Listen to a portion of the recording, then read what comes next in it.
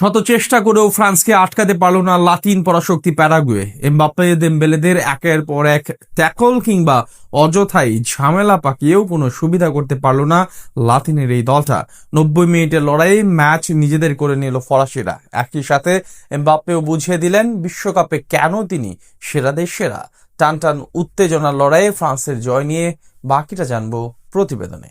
মাঠের লড়াইয়ে দুদলের উত্তাপের সামনে ফিকে লাগছিল ফিলাডেলফিয়ার তীব্র গরমও। প্যারাগুয়ের রক্ষণ ডিঙিয়ে গোল করাটাই যেন কঠিন হয়ে গিয়েছিল ফ্রান্সের জন্য। প্রথমার্ধে একের পর এক সুযোগ তৈরি করেও গোলের দেখা পায়নি ফ্রান্স। দ্বিতীয়ার্ধেও সুযোগ এসেছে অনেক, তবে কিছুতেই যেন সুবিধা করতে পারছিল না দিদিয়ের দেশমের দল। তবে বক্সের মধ্যে ফাউল করে বসে ফ্রান্সকে সুযোগটা করে দেয় প্যারাগুয়েই, আর সেই সুযোগে পেনাল্টি পেয়ে গোল করেন কিলিয়ান এমবাপ্পে। ফলে শ্বাসরুদ্ধকর এক লড়াইয়ে জয়ের হাসি নিয়েই মাঠ ছাড়ে ফ্রান্স। ম্যাচের প্রথম থেকেই আক্রমণ শোনাতে থাকে France. Kylian Mbappe, Michael Olise ও উসমান দেমবেলে মিলে ব্যস্ত রাখে প্যারাগুয়ের রক্ষণ। যদিও গোলের ক্লিয়ার সুযোগটা আনতে পারছিল না কেউই। অন্যদিকে বলের দখল পেলেও তা ধরে রাখতে পারছিল না প্যারাগুয়ে। ফলে আক্রমণ গড়ে তোলার সুযোগটা ঠিকমতো পাচ্ছিল না লাতিনের এই দল। ম্যাচের 31 মিনিটে দারুণ এক সুযোগ পায় ফ্রান্স। ডান দিক থেকে দুর্দান্ত এক ক্রস করেন দেমবেলে, তবে লাফ দেওয়ার টাইমিং এ গরমিল করায় সেযাত্রায় সুযোগ হাতছাড়া করেন এমবাপ্পে। 2 মিনিট পর ওলিসের পাস থেকে শট নেন রাবিও, কিন্তু তার শট লক্ষ্যভ্রষ্ট হয়ে সোজা গিয়ে পড়ে গ্যালারিতে।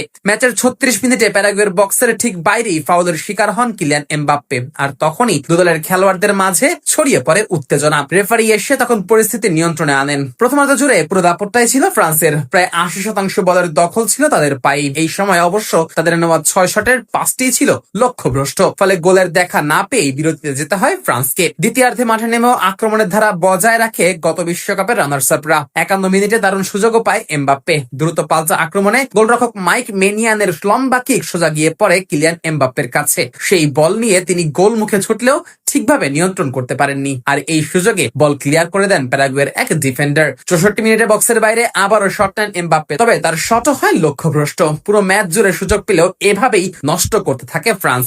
অবশেষে 70 মিনিটে কপাল খোলে ফ্রান্সের। ডি বক্সের মধ্যে ফাউলের শিকার হন দুয়ে। শুরুতে রেফারি অবশ্য ফাউলের সিদ্ধান্ত না নিয়ে খেলা চালু রাখেন, তবে পরে ভিএআর এর সংকেত পাবার পরই পেনাল্টির সম্ভাবনা জাগে। মাঠের পাশে থাকা স্ক্রিনে পুরো ঘটনা দেখে রেফারি শেষ পর্যন্ত পেনাল্টির সিদ্ধান্ত দেন, আর সেই পেনাল্টি থেকে গোল আদায় করেন এমবাপ্পে। চলতি বিশ্বকাপে এই নিয়ে 7টি গোল করলেন ফরাসি এই তারকা, আর সব মিলিয়ে বিশ্বকাপ ক্যারিয়ারে এমবাপ্পের গোল সংখ্যা দাঁড়ালো 19-এ। গোল হজমের পর সমতায় ফেরার মরিয়া চেষ্টা চালায় প্যারাগুয়ে। 86 মিনিটে বক্সের ঠিক বাইরে বল পেয়ে শট নেন আলোনসো, তবে তার প্রচেষ্টা লক্ষ্যভ্রষ্ট হয়। যোগ করার সময় গিয়ে আবারও সুযোগ পান এমবাপ্পে, তবে বক্সের কিনারা থেকে তার শট দারুণ দক্ষতায় ঠেকান প্যারাগুয়ের গোলরক্ষক গিল। ফিরতি বলে এমবাপ্পে আবারও শট করলেও সেটা প্রতিহত করেন প্যারাগুয়ের এই গোলরক্ষক। ফলে শেষ পর্যন্ত 1-0 গোলের জয় নিয়ে কোয়ার্টার ফাইনালের টিকিট নিশ্চিত করলো ফ্রান্স, যেখানে তাদের প্রতিপক্ষ হিসেবে অপেক্ষা করছে মরক্কো।